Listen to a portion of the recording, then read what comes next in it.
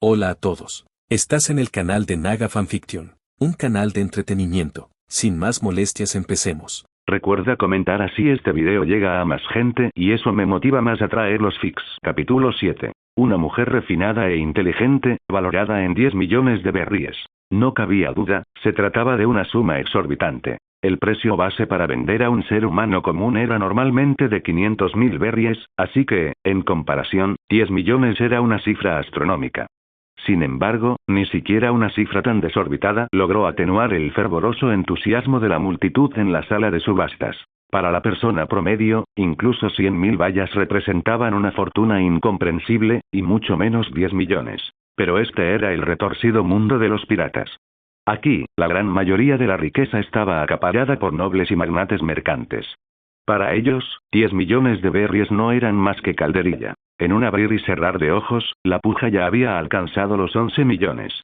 Claramente, la mujer de porte elegante dentro de la jaula color rosa se había ganado el favor del público. Dentro de la jaula, la mujer miraba los rostros ansiosos con ojos llenos de tristeza. Su expresión despertó compasión en muchos. La esclavitud, algo así jamás debería existir en el mundo. Kusan, Yoriichi, ¿no se supone que nosotros, como agentes de la justicia, debemos hacer algo? ¿Acaso nos vamos a quedar aquí parados mirando cómo sucede esto? No vamos a hacer nada. La mirada de Kiros estaba fija en la mujer enjaulada, con los ojos llenos de compasión. En este mundo, a menudo eran las mujeres y los niños quienes despertaban el sentido más profundo de la justicia en los corazones de las personas. Kiros aún era joven. Se había alistado en la marina con una convicción sencilla: que convertirse en infante de marina significaba poder ayudar a más personas. Al ver a la mujer prisionera como si fuera ganado, su ira se desbordó sin control. En ese instante, pudo sentir verdaderamente su dolor, como si él mismo estuviera atrapado tras las rejas. Kusan dejó escapar un leve suspiro y se puso de pie lentamente. A decir verdad, Kiros no necesitó decir ni una palabra. El joven oficial, un firme creyente en lo que él llamaba justicia implacable, ya estaba al borde de la acción. Y ahora, todas las preocupaciones sobre estar en inferioridad numérica, sobre las consecuencias, quedaron aparcadas. Nos movemos. El cuerpo de Kusan se disolvió en una bruma escarchada y brillante y desapareció. Al instante siguiente, reapareció en el centro de la sala de subastas, con la mano ligeramente apoyada en el hombro del anfitrión. Una oleada de aire gélido se extendió desde donde estaba. «Oye, dime algo», dijo con voz tranquila pero escalofriante. «¿De dónde vienen exactamente tus esclavos?» Kusan ya había confirmado que la compañía comercial Loro tenía estrechos vínculos con piratas. Estos esclavos podrían ser la clave para iniciar una investigación exhaustiva. ¿Quién eres? ¿Cómo llegaste aquí? Guardias.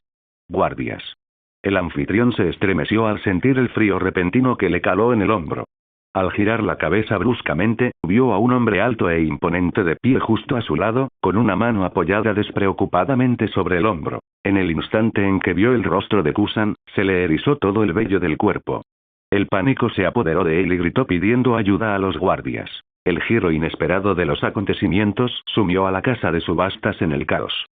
Se oyeron susurros y gritos entre el público, y algunos señalaron con el dedo hacia el escenario mientras la gente intentaba comprender lo que estaba sucediendo. Ante los gritos frenéticos del presentador, las luces de la sala se encendieron y las puertas principales, herméticamente cerradas, se abrieron con un estruendo ensordecedor. Una multitud de guardias armados se abalanzó hacia el escenario, con la intención de someter a Kusan por la fuerza. Pero antes de que pudieran acercarse, Kiros saltó de su asiento, aterrizando en el pasillo que conducía al escenario. Espada en ambas manos, bloqueó el paso a un escuadrón de guardias que avanzaba y gritó: «Estamos con la marina. Tenemos pruebas contundentes de que la Loro Trading Company está confabulada con piratas. Estamos llevando a ciertas personas a la base de los marines para interrogarlas. No interfiera con los asuntos oficiales de la armada». El grito de Kiros no logró amedrentar a los guardias de la casa de subastas. Dudaron solo un instante, y luego se abalanzaron sobre él sin vacilar, con las espadas desenvainadas, claramente indiferentes a si era de la marina o no. Al ver esto, la furia que había estado latente en el pecho de Kiros estalló de repente. No se contuvo. En apenas unos instantes, varios guardias ya habían caído bajo su espada, sus cuerpos esparcidos en charcos de sangre cada vez mayores. En el instante en que se derramó sangre dentro de la sala de subastas, los invitados, que hasta entonces solo habían sido espectadores, comprendieron de repente la gravedad de la situación. El pánico se apoderó de ellos y corrieron hacia las salidas. Puede que Kiros declarara que pertenecían a la Marina, pero en el West Blue, ese nombre tenía menos peso que la tristemente célebre especialidad de la región, la mafia. En un instante, el caos se apoderó del salón. Los jóvenes son muy impulsivos. ¿Ni siquiera pudiste contenerte unos minutos más? Yoriichi Tsujikuni echó un vistazo al alboroto causado por Kusan y Kiros, y el rabillo de su ojo se contrajo ligeramente. ¿No acababan de ultimar el plan? Esperar a que terminara el evento y luego actuar. Si tenían que liberar a los esclavos, podían hacerlo después, de forma rápida y sencilla. Pero ahora, con Kusan y Kiros actuando justo delante de todos, la situación se estaba descontrolando. Son un caso perdido. Los dos. Yoriichi se puso de pie murmurando una queja y apoyó la mano derecha en la empuñadura de su espada. En ese instante, varios guardias de vista aguda notaron su movimiento y, creyendo que iba a atacar, se abalanzaron sobre él y lo atacaron preventivamente. Yoriichi no tenía intención de derribarlos, todavía no. Esquivó sus golpes sin esfuerzo, lanzando una advertencia mientras se movía. Soy el teniente comandante Yoriichi Tsujikuni, del cuartel general de la Armada. Cesen el ataque. Pero sus palabras fueron ignoradas. Los guardias, al ver que sus golpes fallaban, volvieron a presionar, blandiendo sus espadas con renovada fuerza. Así que has elegido la violencia, murmuró Yoriichi con frialdad mientras una hoja se dirigía hacia su cabeza. Entonces no me culpes por defenderme. En un movimiento fluido, desenvainó su espada. Un silencioso arco de acero cortó el aire. En el instante siguiente, los guardias que cargaban se detuvieron en seco. Luego, con un golpe sordo, se desplomaron al unísono. La sangre se derramó libremente sobre el suelo, tiñéndolo de carmesí. Échense la culpa a ustedes mismos. Yoriichi echó un vistazo a los cadáveres sin emoción alguna. Sus ojos estaban serenos, desprovistos de tristeza, ira o satisfacción. Mientras tanto, Kusan había terminado su misión. Activando la habilidad de su fruta del diablo, congeló al instante a la oleada de guardias que se aproximaba. Un área de 12 metros a su alrededor se había convertido en un páramo helado. La expresión de horror del subastador quedó congelada junto con él, su cuerpo convertido en una estatua de hielo. Dentro de la jaula rosa, la mujer que había estado esperando a ser vendida miraba con los ojos muy abiertos el repentino giro de los acontecimientos, atónita y sin palabras. Tú eres de la Marina. Balbuceó, fijando su mirada en Kusan tras escuchar el grito lejano de Yoriichi. En su opinión, la Marina jamás se comportaría así, interviniendo en una subasta legal. ¿Y qué hay de las acusaciones anteriores del alto espadachín de que la casa de subastas estaba confabulada con los piratas? Burlándose, en este mundo, ¿qué negocio de trata de esclavos no estaba aliado con los piratas? ¿Y cuándo le había importado eso a la Marina? Sí, somos de la Marina. La respuesta de Kusan fue firme. Mientras hablaba, posó una mano sobre la jaula y la congeló por completo con un simple toque. Luego, con un solo puñetazo, destrozó el hielo junto con la jaula. Ya es usted libre, señorita. Ah, y antes de que te vayas, ¿puedo preguntarte tu nombre? ¿Y cómo acabaste siendo vendida como esclava? Con un destello de niebla helada, Kusan usó los poderes de su fruta del diablo para destrozar la jaula, liberando a la mujer atrapada en su interior. Mientras la observaba brevemente, algo en aquella supuesta esclava lo hizo detenerse. Su porte, su presencia eran extraordinarias. Era obvio. Una mujer capaz de cultivar tal aplomo debía provenir de una familia acomodada, posiblemente incluso prestigiosa. Era imposible que su propia familia la hubiera vendido. ¿Y haber nacido en la esclavitud? Eso tampoco encajaba. Ni de cerca. Al darse cuenta de que los orígenes de esta mujer podrían ser la clave para descubrir más, el tono de Kusan adquirió una urgencia inusual. Me llamo Nico Olvia, dijo la mujer con voz tranquila y serena. Formaba parte de la tripulación de un buque de exploración. Nuestro barco fue atacado por piratas. Mis compañeros de tripulación tuvieron la suerte de escapar, pero su voz se apagó, con la mirada fija. Me capturaron y me trajeron aquí. Salió lentamente de la jaula de hielo, con pasos firmes e inquebrantables. Incluso al enfrentarse a Kusan, quien acababa de usar una habilidad de fruta del diablo capaz de congelar el mundo a su alrededor, su tono se mantuvo sereno y su actitud imperturbable. Evidentemente, no era ajena a los poderes de las frutas del diablo. Piratas, lo sabía. Los ojos de Kusan se entrecerraron, brillando con claridad. Como era de esperar, la compañía comercial Loro tenía vínculos con piratas. Estaba a punto de presionarla más cuando Yoriichi, Tsujikuni y Kiros, que ya se habían encargado de los guardias, se acercaron. La mirada de Yoriichi se posó en Olvia. Su voz era tranquila, pero con un matiz de intensidad. ¿Dijiste que te llamas Nico Olvia? ¿De dónde eres? En el instante en que escuchó su apellido, algo hizo clic en la mente de Yoriichi. Aquella persistente sensación de familiaridad que sintió al verla por primera vez, ahora todo tenía sentido. Mientras la contemplaba, un recuerdo profundamente enterrado en su mente resurgió. Nico Olvia, sus rasgos coincidían casi a la perfección con los de otra persona, alguien grabado en su memoria. Nico Robin. Aparte del color y el estilo de cabello diferentes, la mujer que tenía delante parecía haber sido esculpida en el mismo molde. ¿Mi hogar? Ohara, en el West Blue, respondió Olvia con sinceridad, sin querer engañar a los 3 marineros que acababan de salvarle la vida. Más allá de la gratitud, sentía algo más. Una confianza tácita que empezaba a afianzarse. Al oír el nombre Ohara, tanto Kusan como Kiros abrieron los ojos ligeramente. No es de extrañar. Ohara era legendario. Incluso Kiros, nacido en el Nuevo Mundo y que luchaba en coliseos antes de cumplir los 20 años, había oído hablar de Ohara. La isla de los sabios. Un legendario refugio arqueológico. Un santuario del intelecto. Se decía que Ohara albergaba a los eruditos más prestigiosos de la historia antigua de todo el mundo. Ohara. Es cierto, aquel tipo dijo antes que eras un erudito. Kusan hizo un gesto hacia el subastador, que ahora estaba completamente paralizado a sus pies. El hombre había mencionado algunos detalles al presentar a Olvia, pero entonces una nueva duda se apoderó de la mente de Kusan. Hasta donde él sabía, Ohara albergaba el archivo de textos arqueológicos más grande y completo del mundo. Y aunque se les denominaba arqueología, el tema abarcaba mucho más que simples ruinas antiguas. Campos como la medicina primitiva, la protociencia y las tecnologías perdidas formaban parte de él. Incluso la mente más brillante podría pasar toda una vida estudiando la biblioteca de Ohara y nunca llegaría al final. ¿Por qué una académica como ella acabaría en un buque de exploración? Me cansé de la monotonía de la investigación puramente académica, respondió Olvia con expresión neutra. Quería experimentar la vida más allá de los pergaminos y los rollos. Esta vez, optó por no decir la verdad. Ella y sus compañeros habían salpado en busca del río Poneglyph, tras las verdades ocultas sepultadas en el siglo vacío. Pero Olvia no era tonta. Comprendía el peso de aquel secreto. Por mucho que confiara o respetara a sus rescatadores, no podía permitirse el lujo de contarles toda la verdad. Veo. Kusan no dudó de su explicación. Le pareció de lo más lógica. Si tuviera que pasarse los días enterrado entre tomos polvorientos y un sinfín de registros, probablemente también se volvería loco. Como a la mayoría de los jóvenes, a Kusan nunca le habían gustado los libros. Yoriichi estaba cerca, escuchando en silencio. Cuando oyó a Nico Olvia decir que se había ido al mar por aburrimiento, sonrió levemente y no dijo nada. Sabía que no estaba siendo sincera, pero prefirió no delatarla. No se detuvo mucho tiempo. Yoriichi no era como Kusan. No había olvidado por qué había venido. Al percibir la ubicación de los esclavos prisioneros con su haki de observación, Tsujikuni Yoriichi desenvainó su espada y abrió una grieta en el suelo.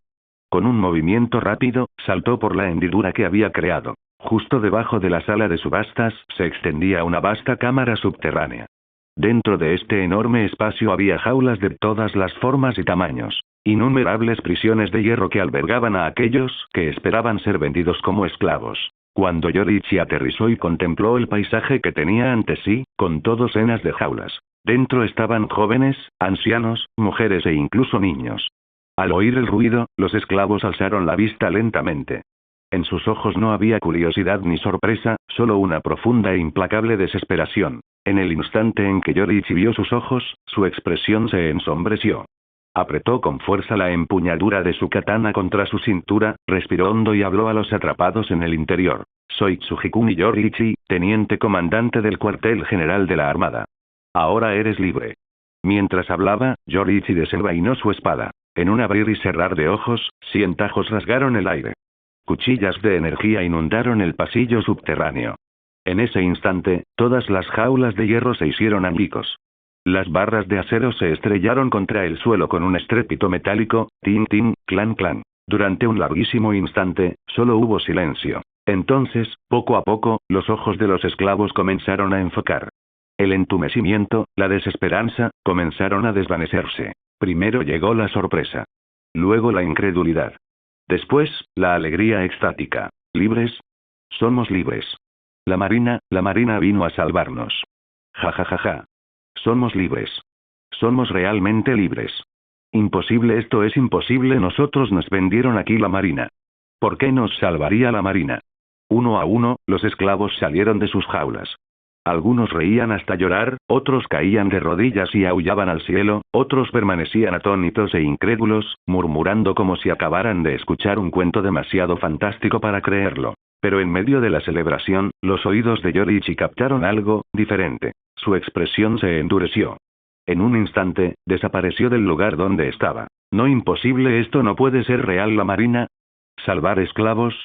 Pero fueron ellos esos bastardos, fueron ellos quienes. Un adolescente sin camisa estaba arrodillado en el suelo, con las manos apoyadas en él, murmurando como en trance. Su espalda estaba cubierta de cicatrices de latigazos, algunas recientes, otras ya cicatrizadas. Su nombre era Monk. Tenía 15 años. Había sido un humilde chico de los recados en la 133ª rama de la Marina. La Marina, rescatando esclavos. Para Monk, fue como si el mundo se hubiera puesto patas arriba.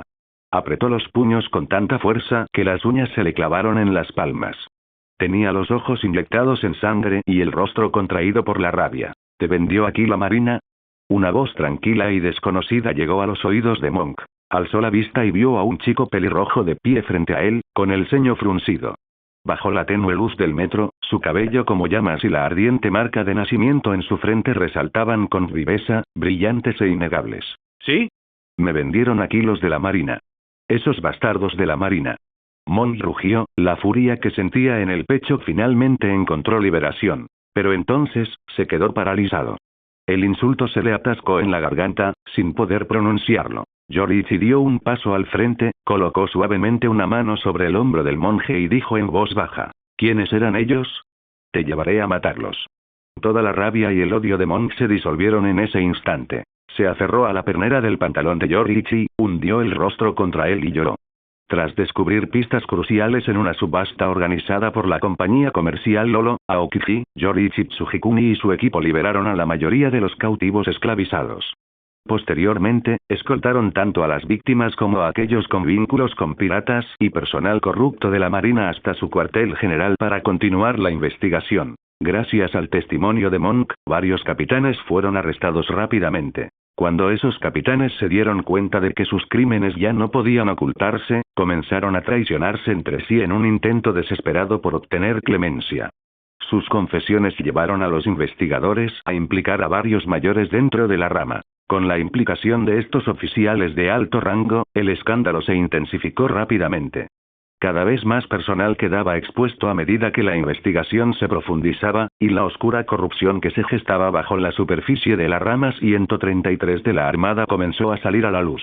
Malversación de estipendios militares, trato de los trabajadores navales como esclavos, complicidad con piratas, sobornos. Cada transgresión salió a la luz una tras otra. Incluso el supuestamente justo capitán Cain, que estaba a punto de ser ascendido a contraalmirante, se vio envuelto en el escándalo. El reino de Mia, bajo el control de la rama 133 de la Armada, era considerado una de las zonas más legales del West Blue, y su orden público había sido elogiado durante mucho tiempo como ejemplar. Fue precisamente por los logros de Cain en Mia que llamó la atención del almirante Sengoku. Cuando Sengoku designó a Mia como lugar de prácticas para Yoriichi Tsujikuni y Kiros, lo hizo tras una cuidadosa consideración. Pero lo que Sengoku nunca había previsto era que la supuesta paz en el reino de Mia no había sido más que una fachada construida sobre una alianza entre piratas y la Armada. La compañía comercial Lolo, cuya influencia se había extendido por todos los rincones del reino de Mia, era en realidad una enorme organización pirata. Los piratas Lolo, con más de 800 miembros. Su capitán, Lolo, mantenía una estrecha relación personal con el capitán Cain. Juntos, habían ideado un ambicioso plan para tomar el control de todo el reino. En esta época, ¿podía uno realmente sacar provecho simplemente siendo pirata, o incluso oficial de la Marina? Esa era la cruel broma que estaban gastando. Su alianza fue impecable. Cain mantenía el orden público, reprimía a los piratas de poca monta y, a cambio, ofrecía protección a las operaciones de Lolo. Mientras tanto, Lolo aprovechaba su condición de pirata para proporcionar información selectiva a la Marina y donaba fondos a ciertos oficiales. Así comenzó su peculiar negocio. ¿Pero piratas dedicándose a los negocios? Esa siempre fue una idea ridícula. Si veían una tienda que les gustaba, se la apropiaban. ¿La competencia? O eran asesinados en la oscuridad o detenidos por la Marina con algún cargo inventado. En tan solo unos pocos años, la compañía comercial de Lolo se había convertido en la mayor empresa comercial del reino, con presencia en todos los sectores. El rey de Mía era un hombre mediocre. Su atención estaba centrada en qué comería al día siguiente o a cuál de sus muchas reinas visitaría esa noche. ¿Y qué había del gobierno del reino? No tenía ni idea. Sobre el papel, el rey era el gobernante de la tierra, pero en realidad, quienes ostentaban el verdadero poder eran la compañía comercial de Lolo y el capitán Caín. La oscuridad que bullía en el reino de Mía estaba perfectamente oculta bajo la apariencia de paz. Incluso el cuartel general de la Marina había sido engañado durante años. Para ser justos, algunos oficiales perspicaces de otras ramas presentían que algo andaba mal en Mía, pero ninguno logró salir de las aguas del reino. Todos y cada uno de ellos fueron atacados casualmente por piratas antes de poder marcharse. En el caos del West Blue, la pérdida de uno o dos oficiales de la armada no se consideraba nada inusual. Sin embargo, el grandioso plan de Caín y Lolo para usurpar el poder de toda una nación se desmoronó debido a las prácticas de Yoriichi Tsujikuni y Kiros. Antes de intentar eliminar a Yoriichi, Caín jamás imaginó que un marinero adolescente de tercera clase pudiera poseer una fuerza tan abrumadora. La apariencia engañosamente juvenil de Yoriichi, unida a su aterradora destreza en combate, se convirtió en el factor decisivo para la derrota de Caín. El escándalo en la sucursal 133 fue enorme.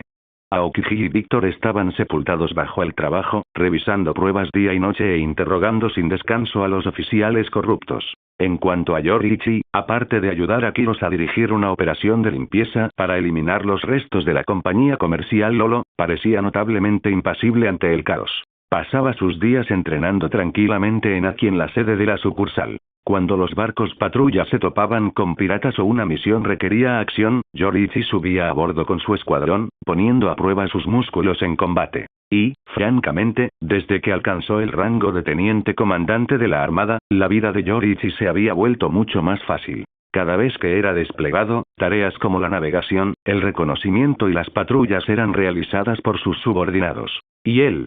Su trabajo era sencillo. Cada vez que se topaban con un barco pirata, lanzaba un único tajo aéreo. En el mar del oeste, ningún pirata podía resistir los aterradores golpes de Yoriichi, imbuidos de haki de armamento. Casi siempre, en el instante en que sus espadas se cruzaban, el enemigo quedaba completamente incapacitado. Durante la inspección de la sucursal 133, los esclavos que Yoriichi y Kusan habían liberado fueron regresando a sus hogares. Cabe mencionar a Nico Olvia de Ohara. Kusan la acompañó personalmente. Yoriichi no entendía por qué el hombre estaba tan entusiasmado de repente. ¿Y aquel marinero de la armada que había sido vendido como esclavo? Monk. Ahora había sido ascendido oficialmente a marinero de tercera clase y asignado bajo las órdenes de Kiros. Y hablando de Kiros, después de algunas misiones exitosas en el West Blue, gracias a su sólido desempeño, ya había ascendido a sargento. Para aquellos con verdadera fuerza, mientras hubiera suficientes piratas a los que cazar, los puntos de mérito llegarían de forma natural. ¿Ascensos? Solo cuestión de tiempo. Poco después, Kusan y Víctor presentaron un informe preliminar al cuartel general de la Armada, en el que detallaban los resultados de su investigación hasta el momento. Apenas medio día después de que se presentara el informe, Yoriichi recibió una llamada de larga distancia de nada menos que Sepid. En el vasto e infinito océano, un buque de guerra de la Armada surcaba las olas con paso firme, dejando a su paso una estela espumosa. Yoriichi estaba de pie en la proa, ataviado con un impecable uniforme naval blanco, con una mano empuñando su espada. Con un movimiento rápido, impregnó la hoja con haki de armamento y lanzó un tajo volador hacia el mar. Su entrenamiento de haki había entrado en una nueva fase. Ahora, podía recubrir sin esfuerzo todo su cuerpo con haki de armamento.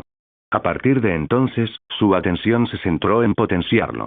Si bien no tenía acceso al régimen de entrenamiento de las 8 montañas de Garp, este tramo de mar abierto era más que suficiente para resistir el impacto de su espada. Poco a poco, fue sintiendo cómo se hacía más fuerte. Con cada movimiento, con cada compresión de Aki, Yoriichi podía sentir no solo el aumento de sus reservas totales de Aki, sino también la intensidad cada vez mayor de su fuerza. Blorup blorup, blorup blorup. De repente, un den musi sonó desde dentro de su chaqueta. Con destreza, Yoriichi sacó el teléfono de caracol, envainó su espada y sostuvo con cuidado el auricular. Hacer clic. Tomó el teléfono con una sonrisa alegre. Hola, maestro Sepir. Pero antes de que pudiera decir algo más, la voz enérgica de Sepir se escuchó a través del altavoz. Yoriichi. Bien hecho, chico. Has causado un gran revuelo en West Blue, la noticia de tus hazañas ya ha llegado al cuartel general. Ahora todo el mundo conoce tu nombre. Yoriichi soltó una risita, frotándose la nuca. Todo es gracias a sus enseñanzas, maestro. Oye, no me metas en esto. Yo no te enseñé eso. Sepir se rió. En el cuartel general no paran de hablar de ti. Un marinero de tercera clase, simplemente en prácticas, y te atreves a arrestar a la mitad de los oficiales de una sucursal regional. Eres prácticamente una celebridad. El tono de Sepir era ligero, pero Yoriichi captó la broma, con un ligero toque de sarcasmo en sus palabras. Sí, sin duda un cumplido con doble sentido. Jeje, vamos, ¿cómo es posible que siga siendo un marinero de tercera clase? Después de todo, ahora soy teniente comandante, bromeó Yoriichi con torpeza. Al segundo siguiente, un rugido estalló desde el otro extremo de la línea. Qué descaro el tuyo al sacar ese tema. Si no le hubiera rogado a Sengoku que limpiara tu desastre, ¿crees que seguirías disfrutando de tus pequeñas vacaciones? Déjate de tonterías. Te llamé para decirte que tus prácticas han terminado. Vuelve a la sede central.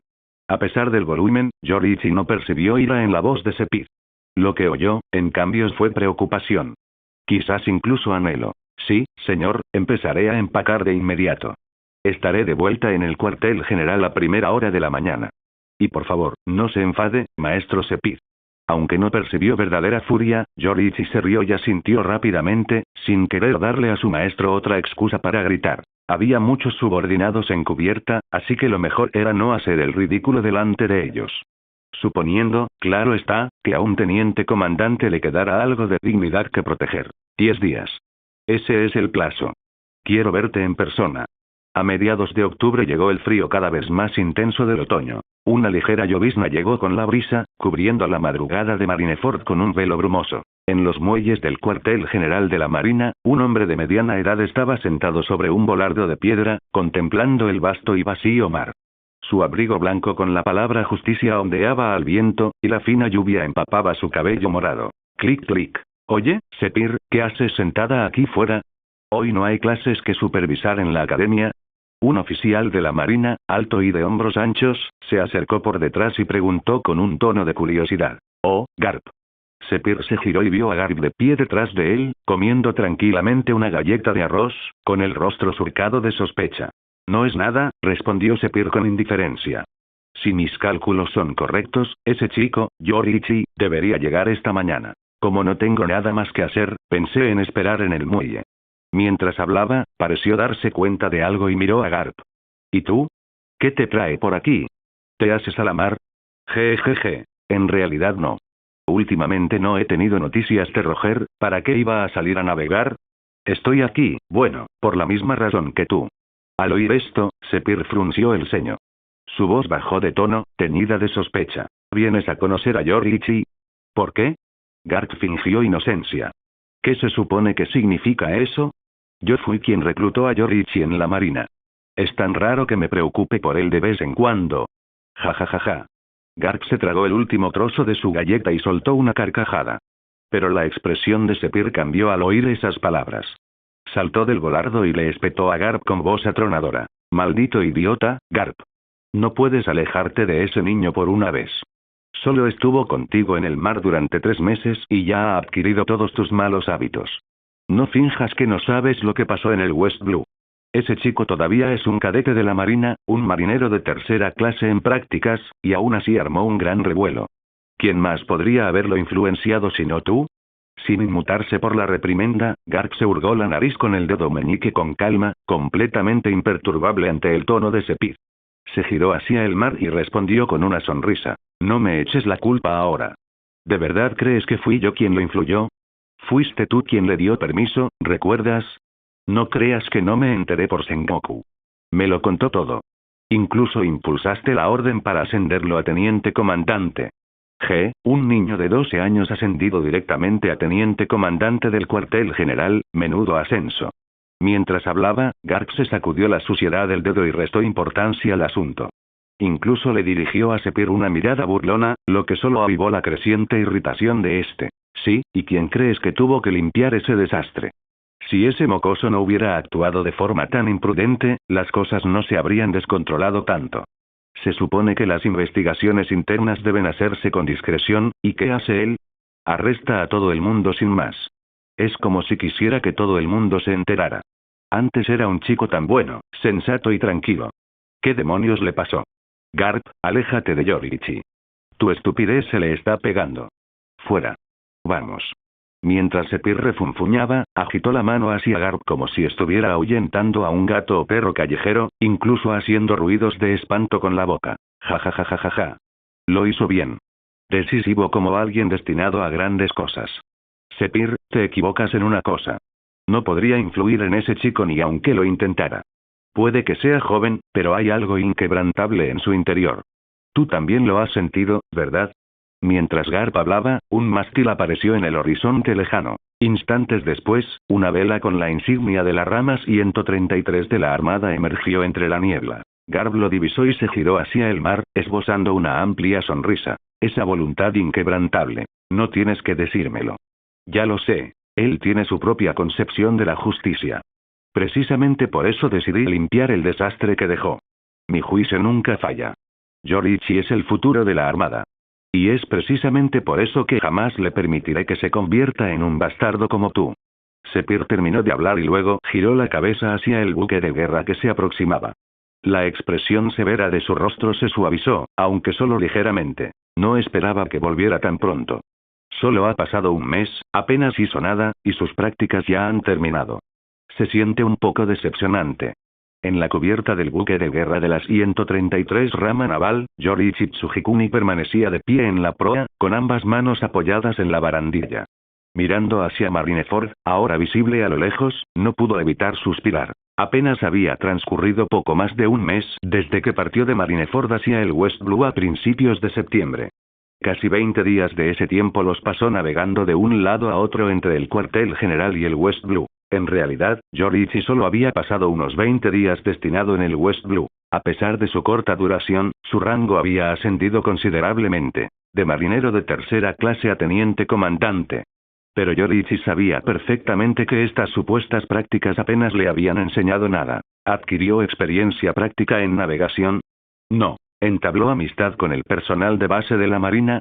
Tampoco. Si algo consiguió, fue que su espada, y su sola presencia, le valieron el título de teniente comandante del cuartel general. Eso, y el hecho de que el nombre de Yoriichi Tsujikuni comenzara a hacerse conocido. ¿Y qué hay de exponer la corrupción dentro de la rama? Para Yoriichi, eso fue meramente incidental, una ocurrencia tardía. En realidad, la experiencia le había dejado un mal sabor de boca. Incluso había disminuido su opinión sobre la Marina. Difícilmente lo consideraría una ventaja. Los resultados más significativos de este viaje al West Blue fueron su nuevo rango y el hecho de haber conocido a Nico Olvia, la madre de Nico Robin. Hasta el día de hoy, Yoriichi recuerda vívidamente la expresión de enfado de Kusan cuando regresó tras acompañar a Olvia de vuelta a Ohara. Tan solo recordarlo le hizo reír. Una sonrisa volvió a asomar en su rostro. Esto sí que es raro, Yoriichi, mira los muelles. Justo cuando estaba repasando mentalmente la melancolía de Kusan, Víctor se acercó a él y señaló hacia el puerto naval, con un tono lleno de sorpresa. Yoriichi siguió la dirección del dedo de Víctor y divisó dos figuras familiares, Sepir y Garp, de pie en el muelle. Su sonrisa se amplió mientras murmuraba suavemente: «Estoy en casa». El buque de guerra de la 133 rama naval redujo la velocidad al acercarse al puerto. Poco después, entró suavemente en el centro del puerto naval. El ancla acababa de caer al mar. La pasarela aún no se había bajado, pero la figura de Yoriichi ya había desaparecido de la proa. En el muelle, tanto Sepir como Garp alzaron la vista hacia el buque de guerra ahora atracado. Un segundo después, como si se hubieran sincronizado, ambos percibieron algo y apartaron la mirada. «Parece que has vuelto a crecer este último mes, chico». Garp giró ligeramente la cabeza, echando un vistazo detrás de él con el rabillo del ojo. «Sí. Su velocidad ha mejorado mucho. La integración del Aki de armamento con Soru, casi la ha perfeccionado. Sepir también giró la cabeza, sonriendo mientras prodigaba elogios. Detrás de ellos se encontraba Yoriichi Tsujikuni, ahora ataviado con un impecable uniforme blanco de oficial de la Marina. Sobre sus hombros lucía la capa de la justicia de la Armada, y una larga espada colgaba a su costado. Una cálida sonrisa iluminó su rostro al mirar a sus dos mentores. Había desaparecido aquel joven que una vez vistió el uniforme de marinero como un tripulante de bajo rango. Ahora, Yoriichi se yergue con la presencia de un verdadero oficial naval. El vicealmirante Garp dijo: ha pasado mucho tiempo. Profesora Sepir, he vuelto. Tras 10 días en el mar, Yoriichi Tsujikuni abandonó el West Blue y regresó al cuartel general de la Marina, dando por concluido oficialmente su período de prácticas. El instructor Víctor acompañó a Yoriichi de regreso al cuartel general. Los asuntos en el West Blue se habían resuelto en gran medida, y con menos responsabilidades, Víctor optó por regresar con él. ¿Y el resto del trabajo? Como era de esperar, recayó sobre Aokiji. Nadie sabía qué le había pasado a ese tipo. Se había convertido en un auténtico adicto al trabajo. Kiros no regresó con Yoriichi al cuartel general. El único que fue convocado fue el propio Yoriichi Tsujikuni. Kiros permaneció en el West Blue, continuando con sus prácticas y sirviendo también como ayudante de Aokiji, colaborando en asuntos regionales, hasta que se designara un nuevo capitán para la guarnición de la rama 133, todas las operaciones de West Blue quedarían temporalmente bajo el mando de Aokiji. Evidentemente, ni él ni Kiros abandonarían el reino de Mia en un futuro próximo. Al regresar al cuartel general, Yoriichi descubrió algo sorprendente. Era el primer cadete de la Academia de Infantería de Marina en completar sus prácticas y regresar. Todos los demás cadetes seguían en servicio activo. Se suponía que todos los cadetes debían realizar una pasantía completa de 3 meses. Sin embargo, a él lo llamaron de vuelta después de poco más de un mes, acortando así su experiencia. Profesora Sepir, todos los demás cadetes siguen de misión. ¿Por qué me llamaron tan pronto? Para ser sincero, no siento que haya aprendido mucho durante estas prácticas, dijo Yoriichi mientras regresaban a los aposentos de Sepir. No es que echara de menos el reino de Mia. Simplemente sabía que el hecho de haber sido convocado antes de tiempo debía significar algo. ¿No te llamaron antes de tiempo solo por mis órdenes?, dijo Sepir en voz baja, mientras miraba de reojo al chico, que había crecido un poco durante su ausencia. Esto vino del mismísimo almirante de flota Hueso de Acero Kong. Cuando hayas descansado un poco, te llevaré a verlo. De hecho, el regreso anticipado de Yoriichi no fue decisión exclusiva de Sepir. La figura clave detrás de la maniobra no fue otra que Steel Bone Kong, el oficial de mayor rango en la Marina. Las acciones de Yoriichi en el West Blue habían causado un gran revuelo, una noticia que sin duda no había escapado a los oídos de Kong. Él también sabía que Sepir y Sengoku habían estado solucionando discretamente el desastre que había provocado Yoriichi. Si bien Kong no había intervenido directamente, tampoco lo había ignorado. Ahora que la situación en el West Blue se había calmado, Kong Hueso de Acero no perdió el tiempo y ordenó personalmente el regreso anticipado de Yoriichi. ¿El motivo? Vio potencial en el muchacho y quería convertirlo en un marine ejemplar. Pero lo que Kong había visto de Yoriichi en la sucursal 133 lo hizo reflexionar, porque le recordaba demasiado a Garp.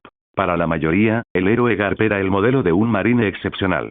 Pero a ojos de Kong, Garp era simplemente poderoso, no ejemplar. La distinción, por sutil que parezca, era clarísima para alguien como Steel Bone Kong. No quería que Yoriichi se convirtiera en un simple luchador más. Quería que se convirtiera en un verdadero marine, alguien que encarnara la disciplina, la integridad y el orden. Pero con tan solo 12 años, Yoriichi ya mostraba la misma impulsividad, la misma vena alocada, que Garp. Kong no podía ni imaginar lo que podría pasar si al chico se le permitiera crecer sin control. Lo más probable es que se convirtiera en otro Garp. Alguien que siempre hacía las cosas a su manera. Y un Garp ya era un dolor de cabeza suficiente. Kong no tenía ningún deseo de lidiar con un segundo. Llamar de nuevo a Yoriichi fue su manera de darle a Sepir una directiva clara. Instruirlo. No solo en combate o tácticas, sino también en las reglas que un buen marine debe seguir. Un momento, ¿el almirante de flota quiere verme?, preguntó Yoriichi, frunciendo el ceño con confusión. Solo soy un cadete, apenas un oficial subalterno. ¿Por qué querría reunirse conmigo?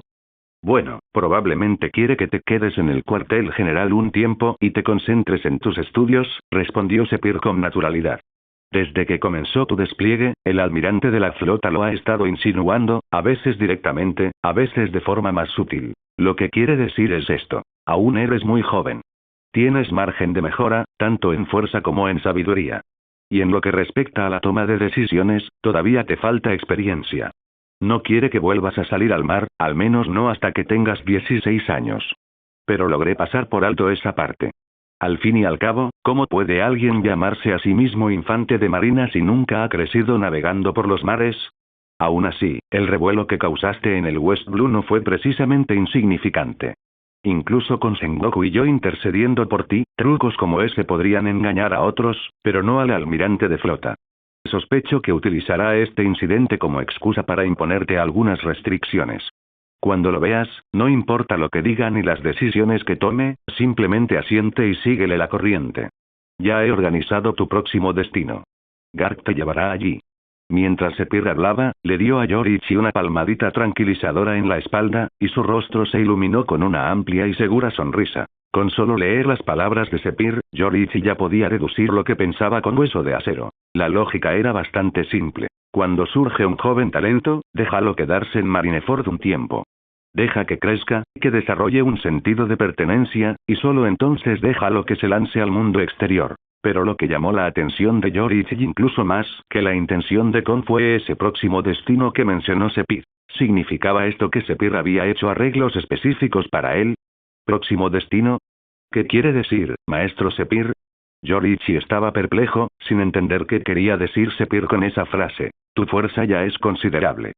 Si bien aún estás a años luz de aquellos que se encuentran en la cima de este vasto mar, no cabe duda de que los 4 azules ya no pueden ofrecerte las pruebas que necesitas.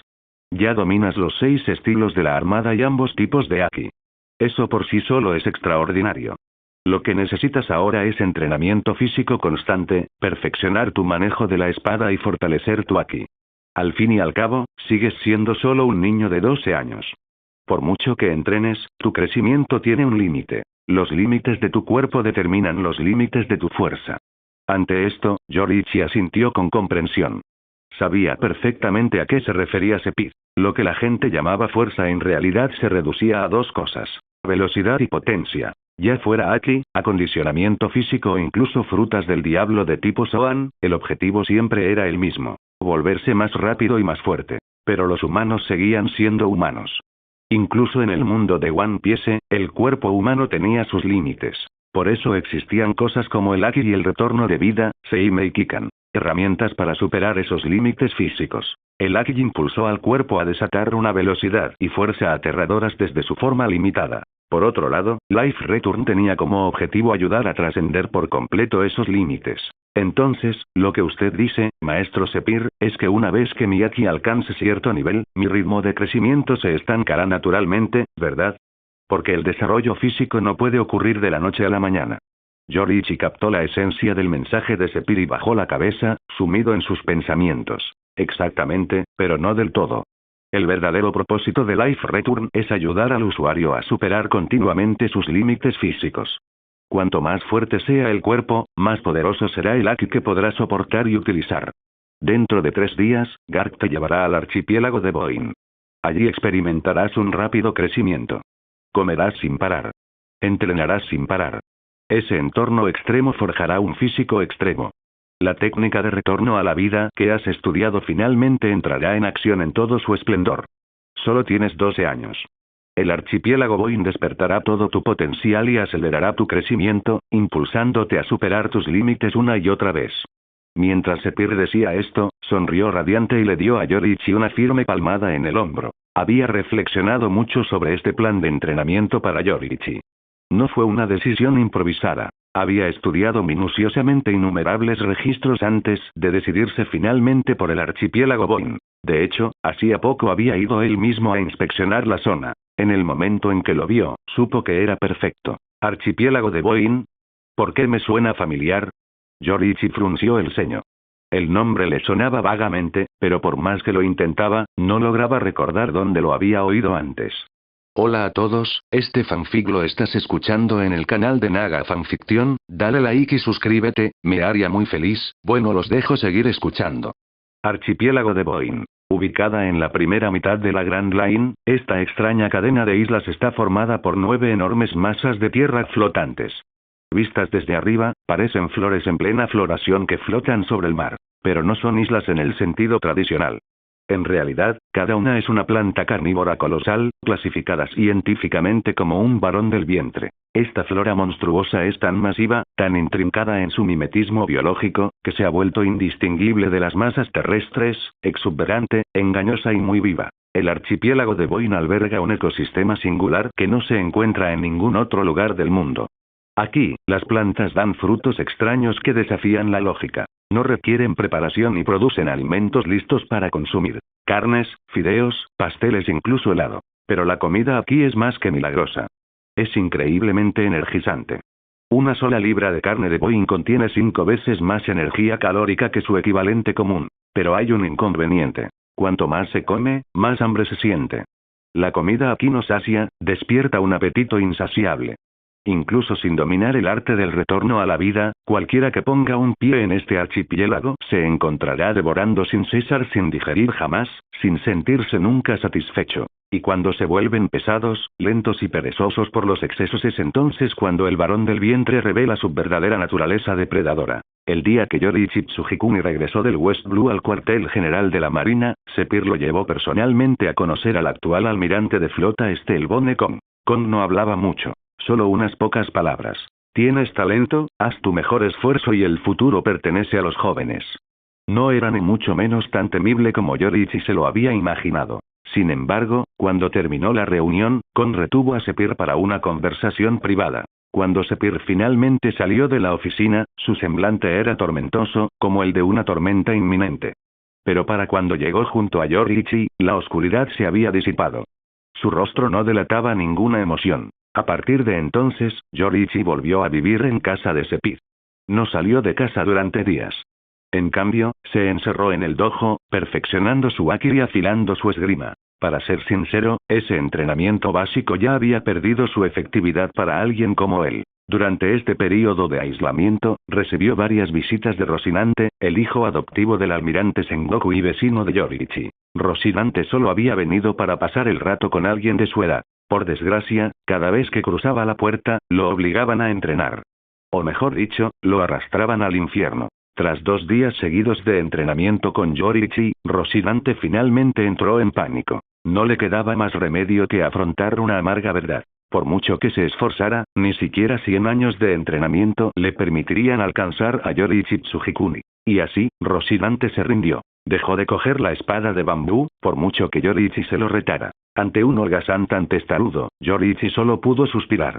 No lo presionó más. Cada uno elige su propio camino. Y todos deben afrontar las consecuencias de esas decisiones. Quizás algún día, Rocinante se arrepienta de esta decisión. 3 días después del regreso de Yoriichi, antes de que amaneciera, Sephiroth lo despertó de su sueño. Con tan solo unas pocas mudas de ropa y su espada, Sepir lo llevó rápidamente al puerto principal de la armada. Era finales de octubre. El frío del pleno otoño se había instalado sobre Marineford, y una espesa niebla cubría la base como un sudario fantasmal. Yoriichi permanecía de pie al borde del muelle, contemplando en silencio el buque de guerra con cabeza de perro mientras izaba el ancla. Algo no se sentía bien. Una partida tan repentina, a una hora tan intempestiva, sus instintos le susurraban que había corrientes ocultas bajo la superficie. Yoriichi, sube al barco. Toma este Denden Mushi. Úsalo para informar, aunque no sea nada urgente. El archipiélago de Boyne no es un paraíso. Manténganse alerta. Si sientes algo extraño, física o mentalmente, llámame inmediatamente. Enviaré a alguien. Sepir le rodeó los hombros con el brazo mientras le daba estas graves instrucciones. Yoriichi alzó la vista hacia el rostro inusualmente serio de su maestro y asintió solemnemente. Lo entiendo, profesor Sepir. Tendré cuidado. Sepir le dio a su alumno una fuerte palmada en el hombro. Este entrenamiento puede durar un tiempo. Nunca bajes la guardia. En el archipiélago de Boyne, incluso un solo error puede ser fatal. Enviaré a alguien para evaluar tu progreso cada mes. Cuando crea que estás listo, lo suficientemente fuerte, vendré a buscarte personalmente. Yoriichi, no me decepciones. Dicho esto, Sepir retiró la mano y señaló hacia el barco. Yoriichi asintió en silencio. Luego, con un elegante salto, se impulsó en el aire usando Gepo, Moonwalk, y aterrizó suavemente a bordo del buque de guerra. En cuanto Yorichi desembarcó, Garp dio la orden de zarpar. El gran buque de guerra se alejó lentamente, su silueta desvaneciéndose entre la niebla. Sepir permaneció inmóvil, observando hasta que la nave desapareció en el horizonte. Solo entonces la solemnidad de su rostro se suavizó ligeramente, siendo reemplazada por un atisbo de sonrisa. Así que, de verdad lo hiciste, Sepir. Una voz grave resonó a sus espaldas. Un hombre alto y corpulento emergió de la niebla. El almirante de flota con un monstruo como Yorichi, si lo formamos bien, podría convertirse en uno de los mayores activos de la armada. Entonces, ¿por qué enviarlo lejos ahora, cuando apenas está empezando a desarrollar un sentido de pertenencia? Sepir no se dio la vuelta. Sus ojos permanecieron fijos en el mar vacío. Se rió entre dientes. Solo el mar puede forjar a los marines más fuertes. Tú lo sabes. Yo lo sé. Y Garp también lo sabe. ¿Por qué, entonces, encadenar a un prodigio a un escritorio en la sede central? En cuanto a la pertenencia, Séfiro finalmente volvió la mirada, con los ojos brillando de determinación. Ese chico tiene su propio sentido de la justicia. Eso es más que suficiente. Se dio la vuelta y comenzó a caminar de regreso hacia Marineford. Al pasar junto a Kong, se detuvo, levantó la vista y sonrió como un niño que se salta las clases. Si he desobedecido órdenes, almirante, siéntase libre de castigarme. Me lo llevo. Dicho esto, Sepir se adentró en la niebla. La capa que llevaba a la espalda, con la palabra justicia grabada, ondeaba tras él como un estandarte al viento. ¿Castígaros, murmuró Kong, con una sonrisa tosca asomando en sus labios. Todos y cada uno de vosotros sois un dolor de cabeza. Séfiro. Garp. Demasiadas veces actuaron por su cuenta, pero eran irreemplazables. Incluso años después, cuando Sepir finalmente le dio la espalda a la armada e intentó destruir el mundo mismo, el cuartel general aún duraba. Y Garp protegió al hijo del rey pirata, crió a un revolucionario como hijo propio y a un nieto que algún día se convertiría en un yonko. Sin embargo, nadie se atrevió a despojarlo de su rango. Incluso ahora, comandaba la unidad de élite Sword. Ese era Garp. Ese era el puño de hierro de la marina. A bordo del buque de guerra con cabeza de perro, Yorichi permanecía de pie en la cubierta de popa, mirando hacia el puerto que se desvanecía. No dijo nada durante mucho tiempo. Lo sentía en los huesos. Sepir le estaba ocultando algo. Algo importante. Algo sobre él. Por primera vez en mucho tiempo, Yorichi sintió una punzada de inquietud, no por sí mismo, sino por su maestro. Oye, mocoso. Toma esto. Garp apareció detrás de él sin hacer ruido, arrojándole algo. Yorichi lo atrapó por reflejo. Era un pequeño folleto. Lo abrió. Una enciclopedia de frutas del diablo. No te pongas a comer lo primero que encuentres cuando lleguemos, gruñó Garp. El lugar está lleno de cosas raras. Luego, tras una pausa. No te preocupes por Sepir. Estará bien. No pensé que vería este día, que un niño como tú llamara la atención de este Elbone con más de una vez. Ese hombre te tiene en la mira. Los dedos de Yorichi se apretaron ligeramente alrededor del folleto. Ya lo había adivinado. Sepir no lo envió lejos por capricho. Si no se hubiera marchado ahora, tal vez no le habrían permitido marcharse en absoluto. Entrena duro, Yorichi. No desperdicies las esperanzas de Sepir. Jejeje, si llega el momento, te presentaré a los verdaderos monstruos de este mundo. La primera mitad de la Grand Line no era como el Nuevo Mundo, donde los campos magnéticos se descontrolan y se necesitan herramientas especiales como los logposes o las vibrecars para navegar de isla en isla. En esta parte de la Grand Line, las corrientes oceánicas y el clima seguían patrones predecibles. Si se ponía rumbo al archipiélago de Boeing, una brújula y las cartas náuticas bastaban para llegar sin problemas. Tras navegar durante medio mes, el buque de guerra con cabeza de perro de Garp finalmente llegó al archipiélago de Boeing. Era mediados de octubre. Normalmente, en esta época del año soplarían frescas brisas otoñales, pero cuando el barco entró en las aguas que rodean el archipiélago, la tripulación sintió que la temperatura subía rápidamente. Para cuando llegaron a la isla más oriental, los marineros ya habían cambiado sus uniformes de otoño por la indumentaria de verano de la armada. El clima aquí es realmente extraño. ¿Quién iba a pensar que en la primera mitad de la Grand Line existía un lugar como este? ¿Cómo demonios lo encontró ese tal Sepir? Toda esta cadena de islas se siente rara. Era la primera vez que Garp visitaba el archipiélago de Boeing. Su buque de guerra con cabeza de perro atracó en la costa y desembarcó acompañado por Yorichi Tsujikuni. En el instante en que pusieron un pie en el lugar, Garp sintió una extraña sensación, como si una bestia feroz lo estuviera mirando fijamente. Su haki de observación surgió al instante, expandiéndose hasta abarcar toda la isla en un abrir y cerrar de ojos. Su expresión cambió rápidamente a asombro. Así que eso es lo que es. Gracias a su haki de amplio alcance, Garp pudo ver la verdad sobre la isla en cuestión de segundos. Toda la isla era una criatura viviente. Justo cuando los marineros a bordo del buque de guerra se preparaban para desembarcar, Garp dio una orden firme. Quédense donde están. No salgan a la orilla. En ese instante, el suelo bajo los pies de Garp y Yorichi comenzó a temblar violentamente.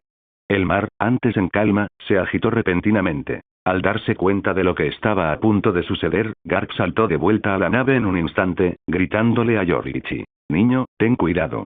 Esta isla se come a la gente. Tengo asuntos que atender en East Blue. Me voy. Vendré a verte más tarde, jajajaja. Su risa pronto quedó ahogada por el estruendo de las olas mientras su barco era arrastrado lejos de la orilla. Mientras tanto, el suelo bajo los pies de Yorichi se inclinaba bruscamente hacia el centro de la isla. El archipiélago de Boin, el archipiélago de Boin. Así que aquí es donde Kuma lanzó a Usopp. En el instante en que el suelo se inclinó, Yorichi se impulsó por los aires usando el paso lunar. Elevándose cada vez más alto, finalmente pudo ver la forma completa de la isla desde arriba, y solo entonces comprendió realmente dónde había aterrizado. Esta era la misma isla donde Usopp había entrenado durante 2 años. Bum bum bum bum. La enorme estructura con forma de flor conocida como el varón del estómago cerró rápidamente sus pétalos. El terreno de la isla se modificó hasta quedar casi vertical. Desde su posición privilegiada en el aire, Yorichi vio claramente una enorme boca de color rojo sangre que se abría en el centro de la isla. Al cerrarse los pétalos de un chasquido, los animales dispersos por la isla comenzaron a caer hacia la boca abierta. Solo unos pocos afortunados lograron engancharse en la espesa vegetación, escapando por poco de su fatal destino. Unos minutos después, los pétalos volvieron a desplegarse lentamente. Enseguida, la isla recuperó su aspecto apacible. Solo el mar, aún agitado, dejaba entrever el extraño fenómeno que acababa de ocurrir. Esto es, increíble. A pesar de toda su experiencia, Yorichi nunca había visto nada igual. Verlo en un anime era una cosa, pero verlo con sus propios ojos era algo completamente distinto. Al pisar tierra firme, un escalofrío recorrió la espalda de Yorichi. Una emoción largamente olvidada se despertó en su interior, y su corazón latió con fuerza, lleno de expectación. Una isla inexplorada. Criaturas extrañas y vivas. Todo ello despertó en mi interior una intensa curiosidad. Así que esto, es lo que se siente al vivir una aventura. Interesante. Ajustándose la larga espada a la cintura, Yorichi sujetó con una mano su fardo de ropa y se adentró rápidamente en el denso bosque. No había caminado mucho cuando notó algo inusual. La percepción de Yorichi era distinta a la de la gente común. Dentro del mundo transparente, ningún ser vivo con presencia podía escapar a su vista. Casi inmediatamente después de entrar en el bosque, Yorichi se dio cuenta de algo extraño. El supuesto bosque denso que tenía delante no estaba hecho de plantas en absoluto. Estaba vivo. Sin dudarlo, Yorichi desenvainó rápidamente su larga espada y asestó un poderoso tajo en el denso bosque. Al instante siguiente, la hoja atravesó el espeso follaje y un grito desgarrador y agonizante resonó, haciendo que Yorichi frunciera el ceño con fuerza. Al cabo de un instante, el bosque comenzó a marchitarse, y una savia verdosa y de dulce aroma brotó, formando charcos en el suelo. Su fragancia era tan tentadora que abría el apetito. ¡Qué fragante! ¿Qué clase de cosas raras son estas? Nunca había visto nada igual. Aunque sentía curiosidad, Yorichi no se atrevió a acercarse directamente, pues sospechaba que la savia podría ser peligrosa. Sin demorarse, dio un paso ligero con el paso lunar para saltar rápidamente por encima del extraño cadáver del bosque. Este lugar, hay todo tipo de cosas extrañas. Primero necesito encontrar un sitio seguro donde establecerme. Solo así podré explorar esta isla como es debido. Recordó que en algún lugar de la isla crecían plantas con frutos comestibles. Mientras no construyera un refugio justo al lado, estaría a salvo. Con eso en mente, Yorichi expandió su haki de observación, abarcando cientos de metros. Si bien no era tan extenso como el de Garp, era más que suficiente para distinguir animales de plantas.